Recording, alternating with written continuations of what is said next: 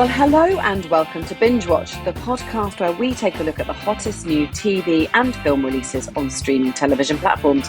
I'm Hannah Fernando, the group editor of Woman and Woman and Home magazine. And I'm Ian McEwen, writer on TV Times, What's on TV and TV and Satellite Week magazine. And today we're looking at the new releases for the week starting Friday the 14th of July 2023, including the return of Apple TV's galaxy-spanning sci-fi saga Foundation and the highs and lows of a disgraced tennis legend in the ITVX documentary series Boris Becker, The Rise and Fall. And we'll also be checking out the new sports documentary Quarterback on Netflix and the return of comedy Whodunit, The Afterparty on Apple TV+. But first, Ian, what is in the news, please? In Prime Video's action-packed 8-part horror drama The Bondsman, Kevin Bacon will play a bounty hunter who returns from the dead, finds love and resurrects his musical career. What else is in the news, Hannah? Well, the brilliant Gillian Anderson is joining Netflix's drama The Abandons, set in 1850s Oregon, as a formidable widow. Oh, she is quite formidable, isn't she? Who has made a fortune from her late husband's mining business. Looking forward to that.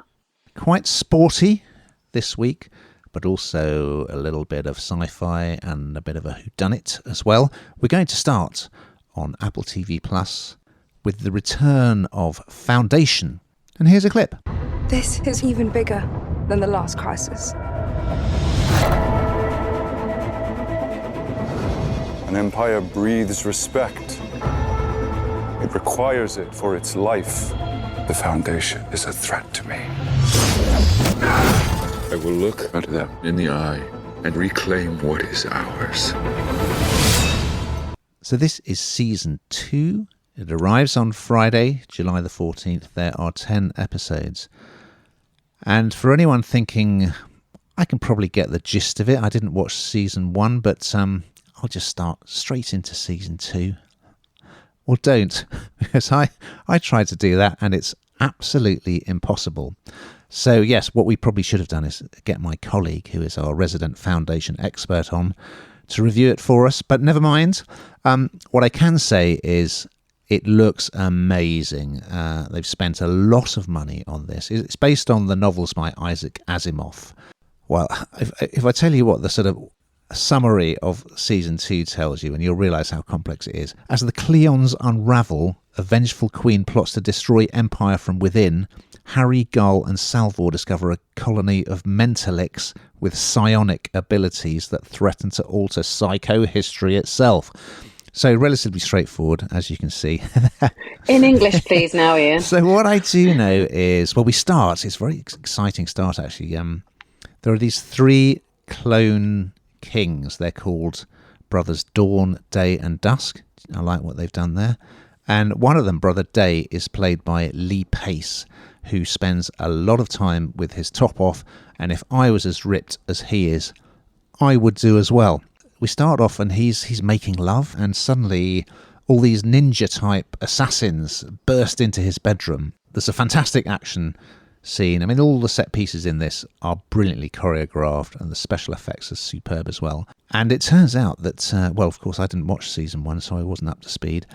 He was making love with his robot girlfriend. That's what life's going to be like in the future, of course. In series 1... the brilliant Jared Harris, who's done so many great things, Chernobyl, Mad Men, he's just superb. So he played this scientific guru, Dr. Harry Selzen. Through a mathematical calculation, he predicted that the Empire would face this massive disaster. And so a group of exiles called the Foundation went to sort of build a new civilization on the planet Terminus. Okay, are you with me? So as we rejoin, it's more than a century after the finale of the previous season. Yes, as I say, there's this assassination attempt. Meanwhile, Foundation hero Salvor Hardin, played by Leah Harvey, she's getting to know her biological mother, Gull, played by Lou Lobel, and they go on this dramatic mission involving going underwater. It's got an interesting look. I mean, I'd say Brother Day, he's almost got he looks a bit like a sort of Roman ruler, I guess. the spaceships and the planetscapes all look amazing. I mean, perhaps if there was one criticism of it, perhaps it's a little bit sort of earnest and worthy. But if you like sci-fi, I mean, this is about as extravagant and ambitious as it gets. So, but I would say, yeah, do watch series 1 because you will have absolutely no idea what's going on otherwise. Hannah, not sure this is one for you. It's so complicated for my brain. I really struggled. You are so right. You need to see the first series because otherwise you're going to be in trouble. There are 10 episodes here of this, and I feel like it's brain overload. I mean, you've tried to kind of condense all the information in quite a short period of time, much better than I ever could. And I just, it blows my mind. There's some eye candy in here, as you mentioned. Very good, lovely, enjoyed that. It's very gritty. It's full on. It is worthy, like you say. I'm not a massive sci-fi fan, as anyone who listens to this will know, but it does what it does very well. I mean, you can't get away from that. But I just find it complicated, and I often talk about when you, well, for me anyway, when you and lots of people are very busy, donating that time to sitting there and doing one thing and one thing only is often quite tricky. And I think that that's exactly what you've got to do here. You need to clear the decks, sit down, watch the first season, and then get into this and do nothing else, because you will have lost yourself within 10 minutes otherwise. So yeah, I think it's good. I think people that like sci-fi will like it. There's lots of elements to it, but clear your day, clear your evening, do nothing else. Okay, now we move on to the first of 2 sports documentary series that we're looking at this week. It's on ITVX. It's Boris Becker, The Rise and Fall, and here is a clip. Boris Becker took the tennis world by storm when he won Wimbledon, aged only 17. Boris is one of the greatest players there ever was. He became a symbol of success that a whole country was hitching its wagon to. Boris, congratulations. Can we have a few words with you? He became as famous as a rock star. You and I both like these sort of sporting documentaries, don't we? And I know that you're a bit of a fan of Boris Becker, and I find him absolutely intriguing. And of course, he was absolutely excellent in his day, becoming the youngest champion at Wimbledon, and particularly timely, obviously releasing it when Wimbledon is on. He was just 17 years old when that happened, and this literally does exactly what it says on the tin. It charts the rise and subsequent fall of Boris Becker. The thing is that I don't know about you, but I spent a lot of time sort of thinking I knew quite a lot about him, thinking I knew about the stories of, the love child and sort of his bankruptcy and what have you. But actually this charts the whole thing, and there's lots of the pieces of the puzzle that were kind of missing that aren't anymore for me. And it's very close. You see lots of, footage that I've certainly never ever seen before. And also the personal side. So there's this great tennis player, but then alongside this and this huge, we've seen it a number of times before, haven't we, where people are just so successful, earning loads of money, and their personal life kind of, I suppose, just spirals. And to a degree, this is kind of what happened here. And I'm not excusing any behaviours when I say that. But you can see the two sort of running alongside each other, so his meteoric rise and huge fall from grace. So it's 2 parts, and it's got lots of interviews, exclusive interviews with people that know him really well for the first time. So lots of new content here. I didn't know that his divorce, his first divorce, cost him $11 million. Awful lot of money. And that was sort of started the financial downfall. And of course, then eventually he ended up inside. He does seem quite a likeable character in places, which sort of almost goes against, some of the behaviours, I should say. But like with any of these things, you've got a genius on your hands, and then you are seeing exactly what's happened. So not just the pieces that we're piecing together from newspaper reports or articles or what we've heard or whatever on radio.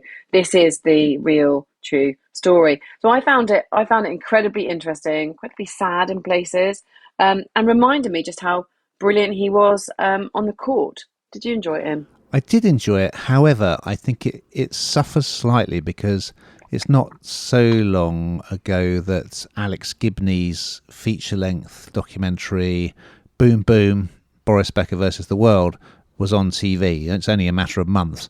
That was very, very good. So I kind of think it's too soon for this to be shown, because anyone who watched that, a lot of this material has been covered in that film. I suppose the difference is we're hearing more from the wives and girlfriends in this one. But yeah, Pat Cash features, and he does make the point that, of course, Boris was 17 when he won Wimbledon, which is incredibly young, and became like a rock star basically, and was on chat shows and so on.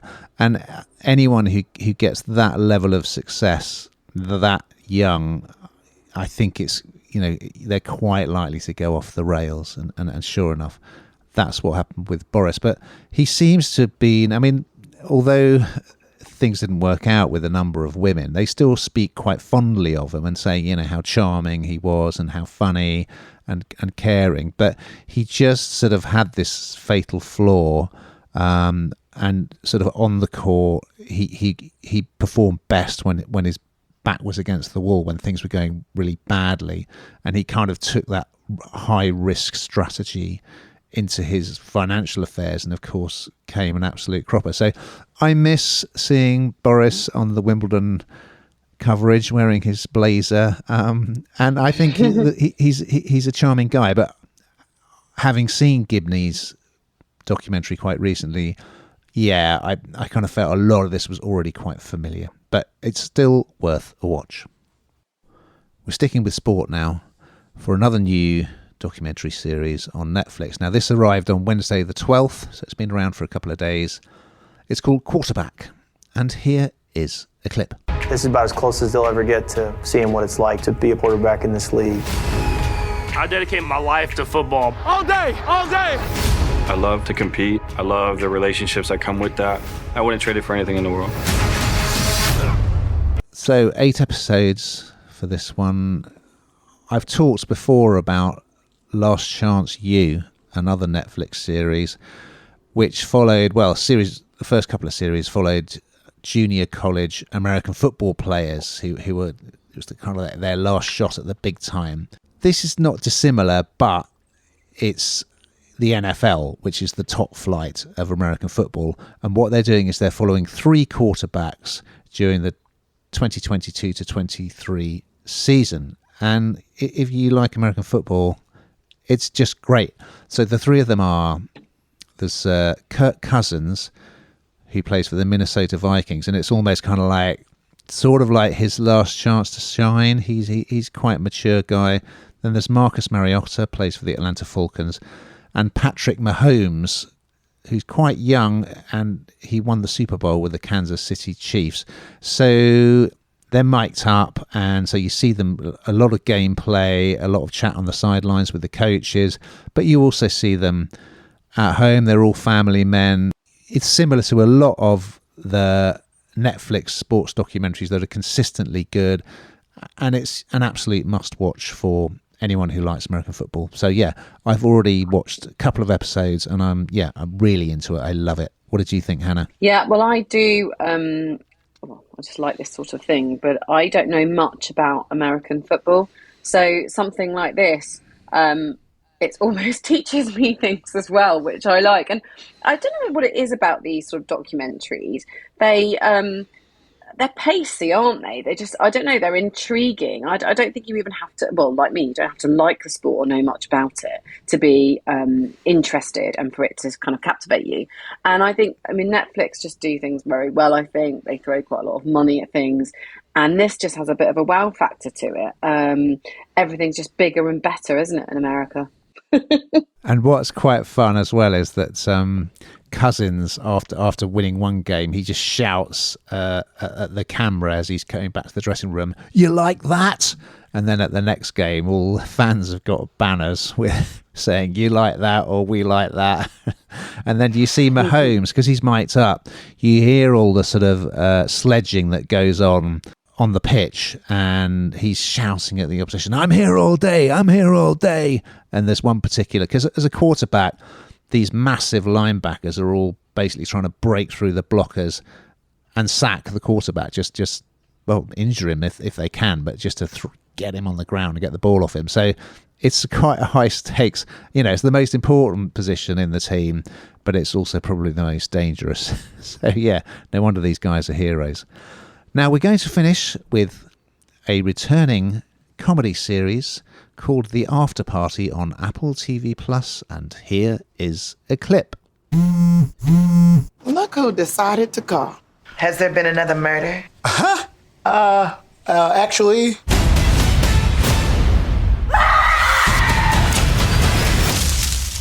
Hit me with that unique rom-com sequel. This is not a sequel.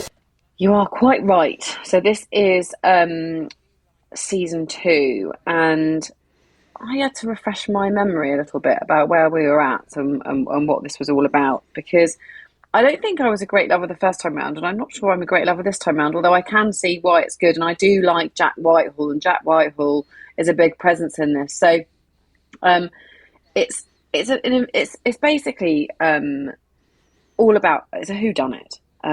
So there's a bridegroom who is found dead, murdered at his wedding, and then every character, it's the usual, it's completely set up in the same way. Every character is a suspect, particularly the bride, and each episode of this murder mystery explores what happened that evening from a different point of view. So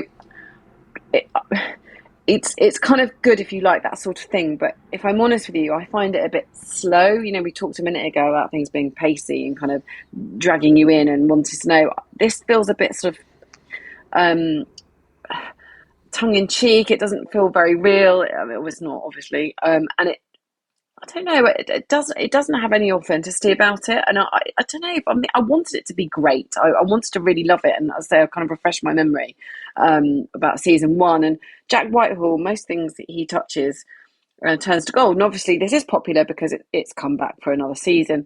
But I don't just think I have to watch the next episode. I really need to. I really want to know who did it. I just didn't have that sort of.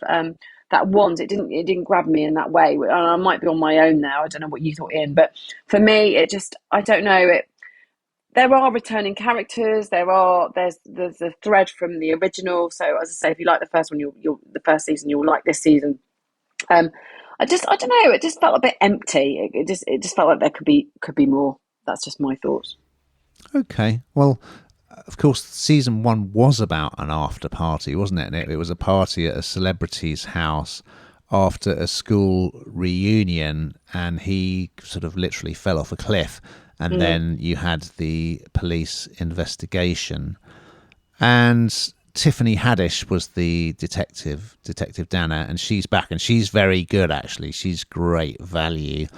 Jamie Demetriou, the British comedian and comedy actor, was in season 1, and as you say, we've got Jack Whitehall as the best man in this one. So yeah, this all takes place at the wedding, as you say.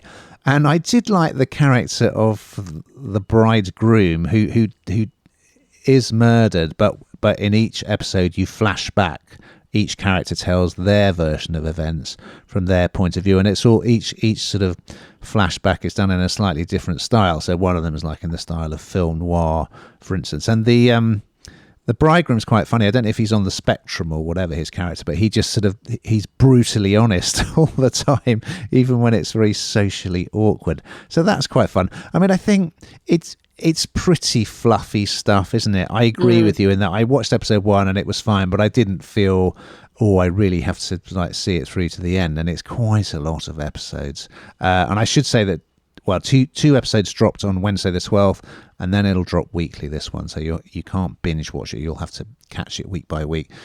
But I mean, there seems to be a real vogue for these whimsical whodunits now, both on the big screen and on TV. So people obviously like them. And yeah, it's perfectly pleasant bit of entertainment. So I didn't mind it, but it didn't blow me away. Now we've got to that time, Hannah, where we find out what the heck you've been binge watching on. Well, you'd have to be under a rock, wouldn't you, if you weren't watching Wimbledon at some point. I'm definitely watching that and absolutely loving it.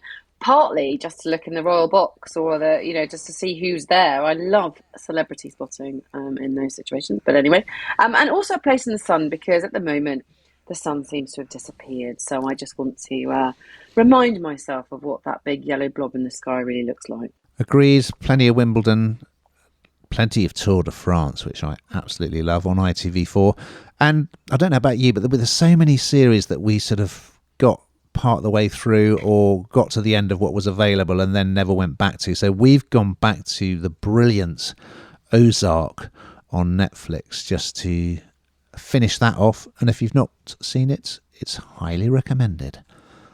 Now, we've just got time to look ahead to what we're going to be talking about next week. So what's on the agenda, Brenda? Well, Kami and his team want to take their Chicago restaurant to the next level as The Bear returns on Disney+. And Aidan Turner plays an elite tennis coach facing allegations of abuse in the Prime Video drama 15 Love. So, we look forward to those and much, much more. But in the meantime,